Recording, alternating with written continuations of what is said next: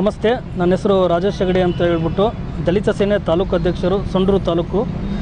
ವಿಷಯ ಏನಪ್ಪ ಅಂದರೆ, ಈ ಜಿಲ್ಲಾ ಕಚೇರಿಗೆ ಬರೋ ಒಂದು ಉದ್ದೇಶ ಏನಂದರೆ, ಸಂಡೂರಿನಲ್ಲಿ DMF ಫಂಡ್ ಒಂದು ಯೋಜನೆಯಲ್ಲಿ ಗಣಿಬಾಧಿತ ಪ್ರದೇಶ ಅಂತ ಹೇಳ್ಬಿಟ್ಟು ಬನ್ನಟ್ಟಿ ಗ್ರಾಮನ ಆಯ್ಕೆ ಮಾಡಿರ್ತಾರೆ. ಸೊ ಅದು ಸುಮಾರು 131 ಒಂದು ವಸತಿ ಗಣಿಬಾಧಿತ ಪ್ರದೇಶದ ಒಬ್ಬ ಕಾರ್ಮಿಕರಿಗೆ, ಕಡು ಬಡವರಿಗೆ ಒಂದು ಸೆಲೆಕ್ಷನ್ ಮಾಡಿಬಿಟ್ಟು ಮನೆ ಕೊಡ್ಬೇಕಂತೇಳಿ ಪಂಚಾಯತಿಗೆ ವಹಿಸಿರ್ತಾರೆ.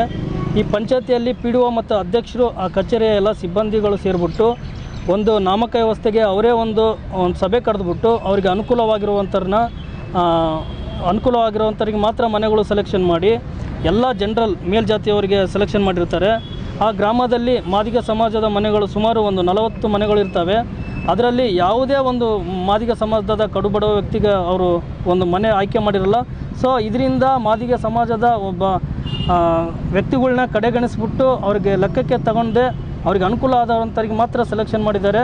ನಾವಿಲ್ಲಿ ಮನವಿ ಕೊಟ್ಟಿರೋ ಉದ್ದೇಶ ಅದನ್ನು ಕ್ಯಾನ್ಸಲ್ ಮಾಡಿಬಿಟ್ಟು ಮತ್ತೆ ಕಾನೂನು ಒಂದು ಅಡಿಯಲ್ಲಿ ಕಾನೂನಾತ್ಮಕವಾಗಿ ಮತ್ತೆ ರಿಟರ್ನ್ ಆಗಿ ಪರಿಶೀಲನೆ ಮಾಡಿಬಿಟ್ಟು ಎಲ್ಲ ಸಮಾಜದವರಿಗೆ ಒಂದು ಸಮಾನತೆಯಿಂದ ಎಲ್ಲರಿಗೂ ಒಂದು ಸಮಾಜವನ್ನು ನಿರ್ಮಾಣ ಮಾಡುವ ಒಂದು ಉದ್ದೇಶದಿಂದ ಎಲ್ಲರಿಗೂ ಸಮಾನವಾಗಿ ಹಂಚಿಕೋಬೇಕೆಂದು ನಾವು ಸಂಡೂರು ದಲಿತ ಸೇನೆ ತಾಲೂಕು ಸಮಿತಿಯಿಂದ ವಿನಂತಿಸಿಕೊಡುತ್ತಿದ್ದೇವೆ.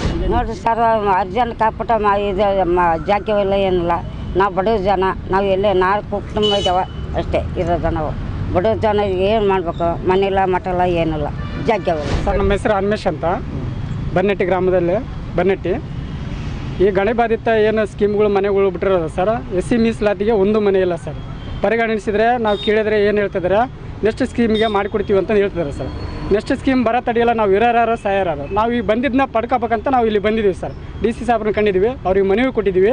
ಅವ್ರು ಮುಂದೆ ಕಾರ್ಯಕ್ರಮ ಏನು ಮಾಡ್ತಿದ್ದಾರೆ ಏನಿಲ್ಲ ಗೊತ್ತಿಲ್ಲ, ಅವ್ರಿಗೆ ಅಂತೂ ಮನವಿ ಕೊಟ್ಟಿದ್ದೀವಿ ಸರ್. ನಮ್ಮ SC ಮೀಸಲಾತಿಗೆ ಅನ್ಯಾಯ ಆಗಿರೋದ್ರಿಂದ ನಾವು ಇದು ಚರ್ಚೆ ಮಾಡಲಿಕ್ಕೆ ಬಂದಿದ್ದೀವಿ ಸರ್.